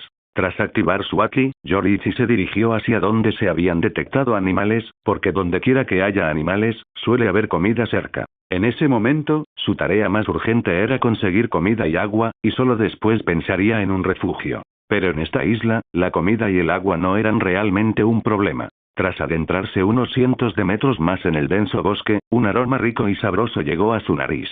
No era el olor a hierba fresca ni a flores, sino a un caldo sustancioso y profundo. Siguiendo el rastro durante decenas de metros, de repente se topó con una cascada. No una cascada cualquiera, sino una de fideos ramen que caían como una cortina de seda. Debajo de los fideos fluía un caldo espeso y sabroso. Junto a la cascada crecían brotes de bambú y narutomaki, pasteles de pescado en espiral. Comida, al aire libre, comida de verdad. Yoriichi quedó atónito ante la escena. Aunque había sospechado que tal posibilidad existía, verlo en persona era surrealista. Este es el mundo real. Y sin embargo, había algo que desafiaba toda lógica. Primero, déjame probarlo. Tras un viaje tan largo, el delicioso aroma hizo que su estómago rugiera ruidosamente. Miró a su alrededor y luego blandió su espada para cortar un grueso tronco de árbol del tamaño aproximado de un cuenco. Con la madera, talló un cuenco y fabricó palillos sencillos con ramas. Tomó fideos del caldo ramen, añadió narutomaki y brotes de bambú, y luego vertió caldo por encima. Con el cuenco en la mano, Yoriichi sorbió el primer bocado. Oh, nada mal. El sabor intenso y fragante hizo que sus ojos se iluminaran involuntariamente. A medida que la comida se asentaba, sintió que recuperaba las fuerzas. La energía consumida al usar el método Moon Step y caminar cientos de metros fue mínima, pero con solo un plato de fideos, quedó completamente recuperado. Así que así es. El archipiélago de Boin, este es realmente un lugar increíble. Usopp ni siquiera llegó a explotar el verdadero poder de esta isla. Con los ojos muy abiertos por la sorpresa, Yoriichi terminó rápidamente el tazón, luego sirvió otro, y otro, y otro más. Mientras comía con voracidad, su cuerpo comenzó a cambiar, pero justo cuando la transformación comenzaba, Yoriichi activó el retorno vital para acelerar la digestión y la absorción. Cuando ni siquiera Life Return pudo consumir el exceso de energía con la suficiente rapidez, Yoriichi se elevó en el aire con Moon Step, desatando rápidamente su Aki en un golpe cortante. El aumento repentino de Aki agotó significativamente su resistencia física. En este ciclo de reposición y gasto de energía, el cuerpo de Yoriichi comenzó a fortalecerse. El tiempo vuela. Para quienes ya han superado la mediana edad, un mes suele parecer un abrir y cerrar de ojos. Para Tsuhikun y Yoriichi, fue aún más cierto. Noviembre, ya ha entrado el final del otoño. Sin embargo, en el archipiélago de Boin, todavía se sentía como si fuera pleno verano. El calor de hoy fue especialmente sofocante. Espesas nubes cubrían el cielo, atrapando la humedad asfixiante, haciendo que cada respiración fuera pesada y sofocante. De repente, en la inmensidad del mar abierto, un buque de guerra de la Armada apareció en el horizonte, dirigiéndose a toda velocidad hacia la isla oriental del archipiélago de Boin. En ese instante, un zumbido sordo resonó desde el núcleo de la isla. Un estallido de energía surgió de su centro, elevándose hacia el cielo como un dragón rugiente. En un abrir y cerrar de ojos, partió en dos las densas nubes que se encontraban sobre ella. La inmensa capa de nubes, como si hubiera sido cortada por una cuchilla invisible, se abrió para revelar una brecha de 1 kilómetro de ancho. La luz del sol, resplandeciente, se filtró por la abertura, bañando la isla con un brillo dorado. En la proa del buque de guerra, un oficial naval alto, de unos 30 y pocos años, permanecía de pie, contemplando el fenómeno con los ojos muy abiertos, con una expresión de asombro congelada. Tras una larga pausa, murmuró entre dientes: «Eso es aterrador». De vuelta en la isla, Yoriichi envainó su espada ante el cadáver de un oso gigante, cuyo enorme cuerpo estaba partido limpiamente en dos. Alzando la mirada hacia el cielo recién abierto, una leve sonrisa asomó en la comisura de sus labios. En tan solo un mes, su fuerza había alcanzado un nivel completamente nuevo. Esta rápida mejoría reflejaba la emocionante sensación que había experimentado al comprender por primera vez los poderes del Aki y los 6 estilos. El entrenamiento era adictivo. Cada día se nota un progreso. En comparación con antes, mi cuerpo se ha fortalecido notablemente. Pero no debo confiarme. Todavía existen guerreros cuya fuerza supera con creces la mía. La sonrisa se desvaneció. Por muy emocionante que fuera ese crecimiento, la idea de enfrentarse a auténticos titanes, aquellos cuyo Aki del conquistador por sí solo podía desgarrar el cielo, lo devolvió a la realidad. Como Sepir le recordaba a menudo, aún estaba lejos de la cima. Yoriichi, pasando por encima del cadáver del oso, se dirigió hacia su refugio. Llevaba ya un mes viviendo en esa isla y había explorado a fondo su entorno. Su refugio estaba excavado en un acantilado junto al mar, frente al océano abierto. Había excavado una pequeña cueva en el acantilado con sus propias manos. Por la noche, sellaba la entrada con una gruesa viga de madera, dejando solo una estrecha abertura para el aire. De esta forma, incluso si el infame varón del vientre viniera a cazar de noche, no acabaría como cena dentro de su estómago. El acantilado cumplía dos funciones. Primero, su escasa vegetación y su distancia del bosque de la tentación mantenían alejadas a extrañas criaturas. Segundo, el océano abierto frente a él era el campo de entrenamiento perfecto, capaz de absorber toda la fuerza de sus técnicas. Siempre que se cansaba, Yoriichi se adentraba en el bosque de la tentación para cazar y recuperar fuerzas, regresando después a la costa para continuar su entrenamiento. Durante todo el mes, su vida había seguido este sencillo ritmo de 2 puntos. Aunque el archipiélago de Boeing constaba de 9 islas, Yoriichi solo había explorado esta. No tenía intención de pasar a los demás hasta que hubiera agotado todos los recursos disponibles aquí. Justo cuando se acercaba a su refugio, sus agudos ojos divisaron un buque de guerra que se aproximaba rápidamente desde el mar. Entrecerrando los ojos, se fijó en la insignia pintada en su vela. G-18. G-18. Es un buque de guerra del Nuevo Mundo. ¿Ya ha pasado un mes? ¿Lo envió el maestro Sepir? Los buques de la Armada siempre portaban códigos de identificación. Los buques que patrullaban los 4 mares solían llevar las letras E, O, N, S, que indicaban sus regiones.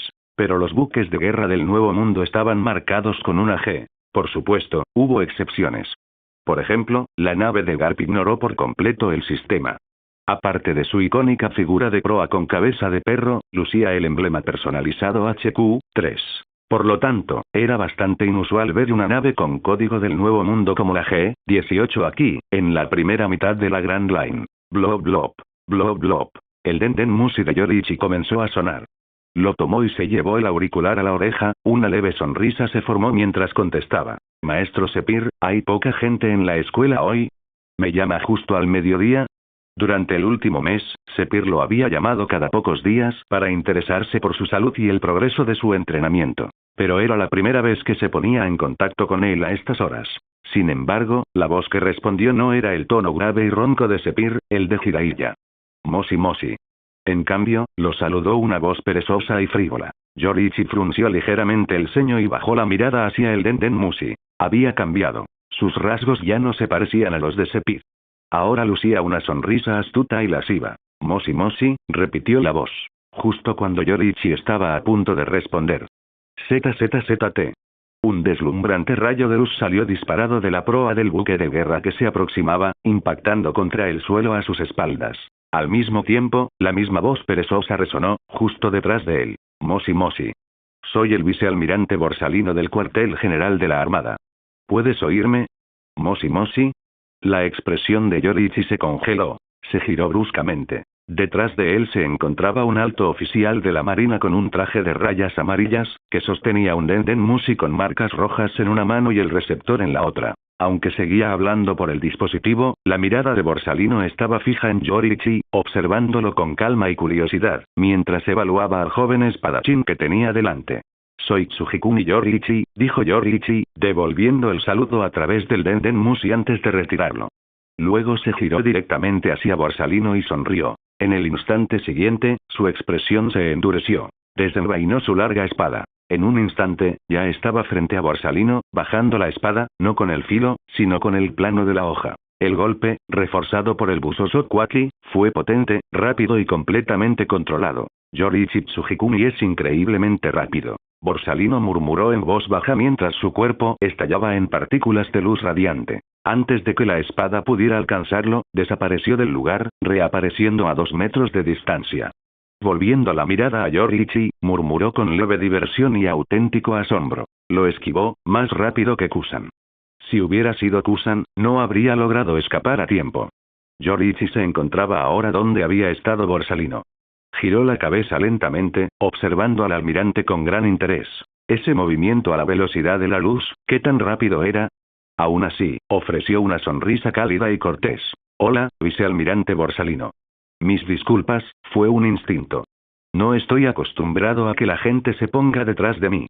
No estoy acostumbrada a que alguien esté detrás de mí. Yoriichi Tsujikuni dijo esto con una suave sonrisa. Al oír estas palabras, Borsalino también esbozó una sonrisa. Era evidente que no se creía la explicación en absoluto. Guardó el Dendenmushi en su abrigo, luego examinó a Yoriichi con una mirada curiosa antes de hablar finalmente. Me envió el profesor Sepid. De camino, me preguntaba qué clase de hombre haría que valiera la pena venir hasta aquí en persona. Pero ahora que te conozco, creo que entiendo a qué se refería el profesor Sepid. Borsalino habló despacio, con un tono informal y arrastrado, casi aburrido. Aunque sus palabras eran serias, la forma en que las pronunció fue despreocupada, incluso frívola, en total contradicción con la rapidez y decisión que había demostrado momentos antes. Así que, este es uno de los arreglos de Sepir, ya me lo imaginaba. Yoriichi asintió levemente. El hecho de que este hombre pudiera conectarse directamente con su Dendenmushi personal ya decía mucho. Además, conocía a Borsalino, cuyo nombre en clave era Kizaru. Uno de los futuros almirantes de la Marina. Un hombre que se adhería a una forma de justicia conocida como justicia ambigua. Borsalino era un tipo extraño. En cierto modo, tras la tragedia de Ohara, se sintió incluso más conflictuado que Kusan. Para Yoriichi, esta justicia ambigua era, en realidad, lo más cercano a la visión del mundo de Garp. Al fin y al cabo, la esencia de justicia ambigua radicaba en decidir lo correcto y lo incorrecto según el propio criterio. En ese sentido, Garp era muy parecido. Vicealmirante Borsalino, el viaje debe haber sido agotador. ¿Por qué no desembarca y come algo primero? La comida aquí es muy diferente a la que encontrarías en otros sitios. Merece la pena probarla. Yoriichi miró a Borsalino y, de repente, señaló hacia el centro de la isla, extendiéndole la invitación con una sonrisa. Ya había adivinado el motivo de la visita de Borsalino. Sin duda, Sepir le había pedido que comprobara cómo iba todo. Sin embargo, el hombre acababa de llegar. Lo cortés era ofrecerle un descanso antes. Después de todo, aquella pequeña provocación había sido un poco grosera. Si no lo compensaba, la gente podría tener la impresión de que carecía de modales básicos. Pero Borsalino simplemente negó con la cabeza. Disculpas. Tengo otros asuntos que atender. Necesito terminar rápidamente la petición del profesor Sepir y regresar. Entonces, almorcemos, omitámoslo. Mientras hablaba, juntó ambas manos frente a su pecho. Luego, separándolas lentamente, una luz dorada radiante brotó de sus palmas. Bueno, ¿empezamos? Mayor Tsujikuni Yoriichi. Una espada de luz pura se materializó en la mano de Borsalino. Con un suave movimiento de muñeca, una fuerte ráfaga de viento surgió a su alrededor, ondulando por el campo. Muy bien. Contaré contigo, vicealmirante Borsalino. La mirada de Yoriichi se clavó en la hoja de luz con una fascinación manifiesta. Un sable de luz. Un sable de luz de verdad. Incluso alguien como Yoriichi no pudo evitar sentirse intrigado. Un arma así, era pura fantasía. La sola idea de enfrentar espadas con ella lo llenaba de expectación. Tenga cuidado, vicealmirante Borsalino. Sacó la vaina de su cintura y la clavó con indiferencia en la tierra a su lado. Luego, empuñando su espada con ambas manos, lanzó una breve advertencia. Al mismo tiempo, su Kenbunsoku Aki de observación, se irradió hacia afuera, envolviendo instantáneamente a Borsalino en su alcance. Borsalino lo sintió de inmediato. Alzando su espada resplandeciente, la apuntó directamente a Yoriichi, preparándose para el ataque. Auge. Justo cuando Borsalino terminaba de prepararse, una explosión sónica rasgó el aire. Yoriichi desapareció de la vista en un instante. La espada que sostenía ahora brillaba con un feroz aki de armamento mientras descendía una vez más, directo al cuello de Borsalino. Esta vez, se movía incluso más rápido que antes. Claramente, no había usado toda su fuerza durante el ataque anterior. Exclamación de cierre, exclamación de cierre, exclamación de cierre. ¡Qué aterrador! En ese instante, Borsalino no tuvo tiempo de activar la habilidad de su fruta del diablo para esquivar. Sus instintos le gritaban que si intentaba transformarse en luz, el ataque de su oponente lo alcanzaría antes de que su transformación pudiera surtir efecto. Sonido metálico. Gracias a su avanzado aki de observación, Borsalino predijo la trayectoria de Yoriichi Tsujikuni. Rápidamente alzó su espada Ama no Murakumo e interceptó la larga katana que se dirigía hacia él. Sin inmutarse por el bloqueo de su golpe, Yoriichi se movió con una fluidez impecable. Su mano izquierda se lanzó hacia adelante, con la intención de agarrar directamente a Borsalino. Yoriichi había anticipado el bloqueo. Su oponente había comido la fruta resplandor y era uno de los seres más rápidos que existían. Incluso antes de intercambiar golpes, Yoriichi ya había percibido, mediante un tajo incisivo, que el haki de observación de Borsalino era excepcional. Ser capaz de prever ataques y defenderse de forma preventiva no representaba ningún desafío para alguien como él. Por supuesto, si su oponente hubiera sido Kusan, las cosas podrían haber sido diferentes. La velocidad de Kusan no se podía comparar con la de Borsalino. ¿Intentas atraparme con haki para impedir que me convierta en luz? ¿Ya se dio cuenta de que soy usuaria de logia cuando esquivé su ataque anterior? Los ojos de Borsalino se entrecerraron ligeramente al ver cómo la mano de Yoriichi se dirigía rápidamente hacia su cabeza. Los instintos de combate del chico eran afilados como navajas, y su haki de armamento era formidable. No luchaba como un adolescente. Un ataque como ese, no me alcanzará. Soy el hombre que comió la fruta resplandeciente, soy la luz misma.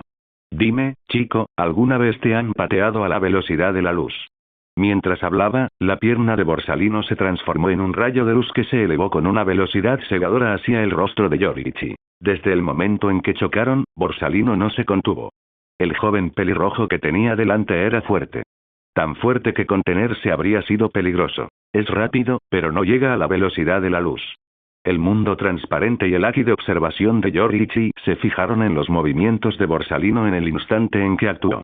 Su espada se elevó, desviando el ama no Murakumo, y en el mismo movimiento cortó la pierna radiante que se aproximaba. Sonido metálico.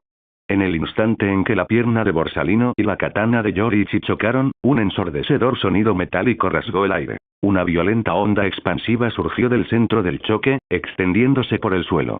Bajo sus pies, el terreno se agrietó como cristal bajo presión. Se abrieron fisuras de más de 10 metros de longitud, y toda la plataforma se hundió hacia adentro por la fuerza abrumadora. Lo bloqueó. Realmente da miedo. Borsalino lo miró con incredulidad. Pocos habían logrado detener sus patadas. Los que lo habían hecho eran todos leyendas del mar. Y ahora, un chico que apenas había entrado en la adolescencia lo había conseguido. Pero la verdadera sorpresa aún estaba por llegar.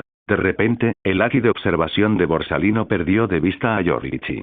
Aunque sus ojos aún podían ver la figura que tenía delante, todo rastro de su presencia se desvaneció. Fue como si Yoriichi Tsujikuni simplemente hubiera dejado de existir. ¿Qué está sucediendo? Borsalino frunció el ceño, pero al instante siguiente, la figura de Yoriichi se desvaneció. Sus sentidos no la registraron. Su vista no pudo seguirla. Auge. Ruido sordo. El extremo romo de la empuñadura de una espada le golpeó de lleno en el estómago. La fuerza del impacto lanzó a Borsalino por el campo de batalla como un muñeco de trapo. Atravesó más de una docena de enormes troncos de árboles antes de detenerse finalmente. Una nube de polvo y astillas envolvió su cuerpo caído. Yoriichi se encontraba ahora en el mismo lugar donde Borsalino había estado momentos antes, levantando con la mano derecha la empuñadura de su espada con un movimiento lento y deliberado. Al observar la lejana nube de escombros donde había aterrizado Borsalino, una leve sonrisa se dibujó en los labios de Yoriichi. Murmuró. Tal como lo imaginaba. Incluso en este mundo, el estado de Noyo aún puede ocultar mi presencia.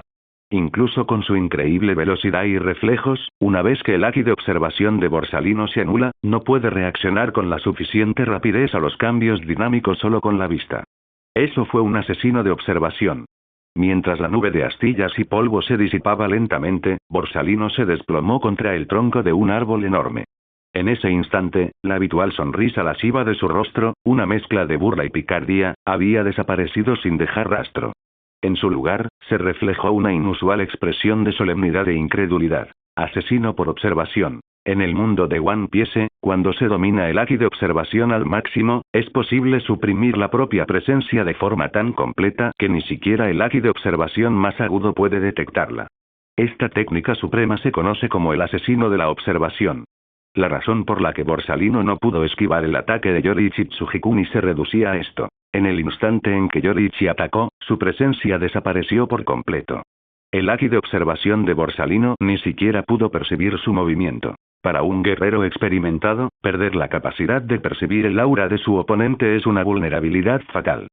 Si Yoriichi hubiera usado la espada en lugar de la empuñadura hace un momento, Borsalino estaría muerto. A una edad tan temprana, ya domina la técnica del asesino por observación. Verdaderamente increíble. Borsalino apoyó las manos en el suelo, intentando ponerse de pie. pero un dolor agudo le atravesó el abdomen, lo que le hizo flaquear las fuerzas y volver a desplomarse. Para entonces, Yoriichi ya se había acercado, ofreciéndole la mano con una expresión de disculpa. Mis disculpas, vicealmirante Borsalino. Solo quería probar una técnica que he aprendido recientemente. No me contuve lo suficiente, lo siento. Borsalino observó fijamente al muchacho que tenía delante, cuyo rostro reflejaba seriedad y arrepentimiento. Tras un largo silencio, exhaló, tomó la mano de Yoriichi y se dejó ayudar a ponerse de pie. Frotándose el abdomen dolorido donde había recibido el golpe, Borsalino no pudo evitar preguntar: ¿Cómo hiciste eso? Yoriichi comprendió perfectamente a qué se refería Borsalino. La capacidad de suprimir por completo el aura, incluido el Aki, era algo que podía inquietar incluso a los más poderosos. Sus implicaciones eran aterradoras. ¿Pero explicarlo? Yoriichi realmente no sabía cómo explicárselo. Porque su versión del asesino de la observación no era algo que se lograra llevando el Aki de observación a su límite teórico. Lo que él utilizó fue algo completamente distinto: el estado de desinterés. En el mundo del que provenía, Demon Slayer, cuando la técnica y la percepción de un guerrero alcanzaban su punto álgido, podían despertar el poder de la marca del cazador de demonios y entrar en el mundo transparente. Pero ni siquiera eso fue la cúspide. Por encima de todo se encontraba el estado supremo, el estado de desinterés. La característica principal de este estado era la capacidad de borrar por completo el espíritu de lucha. En términos de este mundo, eso sería similar a anular el aura o la intención asesina. Yoriichi ya había entrado en este reino cuando llegó por primera vez a este mundo. En aquel entonces, podía suprimir su aura y su intención asesina, pero no el Aki que tendría que aprender más adelante. Por eso, durante sus combates con Kusano Rayleigh, no había podido ocultar completamente su presencia. Su Aki siempre lo delataba. Pero Yoriichi nunca dejó de perfeccionar su dominio del estado de desapego. Durante su entrenamiento, exploró formas de fusionar el Aki con sus técnicas de respiración y llevar el estado de desapego a cotas aún mayores. Desde su llegada a este archipiélago, su cuerpo se había fortalecido día tras día, hasta llegar a ser capaz de soportar técnicas de respiración imbuidas de Aki. A partir de ese momento, Yoriichi se dedicó a dominar la fusión de ambos. Y recientemente lo logró. Ahora podía ocultar incluso su Aki. El único problema: en esta isla no había habido ningún rival digno contra el que ponerlo a prueba. Eso fue así hasta que apareció Borsalino, convirtiéndose en el sujeto perfecto para el experimento de Yoriichi. Y los resultados fueron contundentes. El Aki de observación de Borsalino quedó completamente inutilizado. Aunque el efecto reflejaba el de la supresión del Aki de observación de máximo nivel, la esencia era fundamentalmente diferente. El estado de desinterés y el llamado asesino de la observación de este mundo no eran lo mismo. Por eso, cuando Borsalino preguntó, Yoriichi no supo cómo explicarlo. Si no se podía explicar con claridad, entonces quizás lo mejor era desviar la conversación. ¿Cómo lo hice? ¿Te refieres a cómo oculté mi presencia? Yo tampoco estoy del todo seguro, respondió Yoriichi con naturalidad. Simplemente pensé que si lograba suprimir mi presencia lo suficiente como para evadir el Aki de observación de mi oponente, podría obtener ventaja en la batalla, así que lo intenté. Y una vez que lo hice, bueno, simplemente funcionó. Si preguntas por qué, sinceramente no lo sé. Yoriichi Tsujikuni respondió a la pregunta de Borsalino con indiferencia, con un tono tan tranquilo como siempre. Al oír eso, Borsalino se detuvo, casi como si acabara de ser víctima de una falsa modestia. Dejó escapar un largo suspiro, negó con la cabeza con resignación y se sacudió el polvo de la capa y el uniforme. Su expresión volvió a esa familiar mezcla de indiferencia sórdida, y las comisuras de sus labios se curvaron en una media sonrisa torcida. Vaya, lo pensaste y lo hiciste. ¡Qué miedo! Pero no insistió en el tema. En este vasto mar, lo extraño e inexplicable era demasiado común. Encontrarse con un joven con un talento tan extraordinario como Yoriichi podría ser inusual, sin duda, pero difícilmente impensable. Aunque no lo creas, hace décadas hubo una niña de 5 años que destruyó ella sola una aldea de gigantes entera. Sí, Yoriichi era un monstruo en toda regla, pero incluso los monstruos se clasifican. Era singular, sin duda. Pero no el más singular. En este océano, los fenómenos extraños eran lo habitual. Vicealmirante Borsalino, dijo Yoriichi con la mirada fija, Sepir Sensei debe haberlo enviado para evaluar mi fuerza, ¿verdad? ¿Continuamos? El golpe que había hecho volar a Borsalino tiempo atrás no fue más que el primer experimento de Yoriichi con el estado de Shinjo. Ansiaba seguir luchando, saborear plenamente la emoción de la batalla. Pero Borsalino alzó ambas manos en señal de rendición, sacudiendo la cabeza con firmeza. Déjame en paz, ¿quieres? No tengo ningún interés en continuar esta pelea. Eres demasiado peligroso. Borsalino no era tonto. Ahora que Yoriichi había comprendido la esencia del asesino de la observación, enfrentarse a él en combate cuerpo a cuerpo lo convertiría en una presa fácil.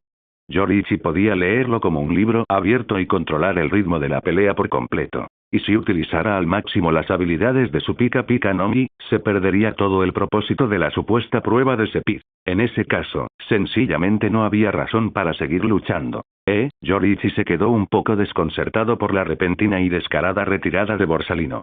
Tenía una idea general de su carácter, claro, pero tal descaro aún lo pilló desprevenido. Pero sin un oponente digno, ¿cómo iba a medir su progreso? Sabía que había mejorado, pero en este mar de monstruos, sin medirse contra los verdaderamente fuertes, ¿cómo podría saber cuánto camino le quedaba por recorrer antes de llegar a la cima? No se preocupe, Mayor Yoriichi Tsujikuni, dijo Borsalino por encima del hombro. Cuando regresemos, le informaré de todo a Sephiroth-sensei. Estoy seguro de que la próxima vez, buscará a alguien más adecuado. En lo que a mí respecta, sí, no soy la persona adecuada. Dicho esto, Borsalino se dio la vuelta y se dirigió directamente al acorazado atracado, sin siquiera pronunciar una última palabra. Bueno, adiós, Mayor Yoriichi Tsujikuni. De espaldas a Yoriichi, Borsalino saludó con la mano despreocupadamente antes de desaparecer subiendo por la pasarela de su buque de guerra. Yoriichi se quedó de pie al borde del muelle, observando en silencio cómo el acorazado izaba el ancla y se alejaba lentamente en la distancia. Solo entonces exhaló levemente, murmurando para sí mismo. Así que Borsalino vino aquí solo para recibir una paliza, y luego se marchó. Me pregunto quién será mi oponente la próxima vez. Seguro que no será otro usuario de Logia, ¿verdad? A mi nivel actual, me vería superado si estuviera completamente despierto. Pero si no lo está, todo terminaría en un instante. Si yo fuera Sephiroth-sensei, probablemente enviaría a alguien experto en combate cuerpo a cuerpo puro. ¿Quién podría ser? De ninguna manera, vendría él mismo. Gracias por ver el video. Aquí te dejo otras opciones que pueden interesarte.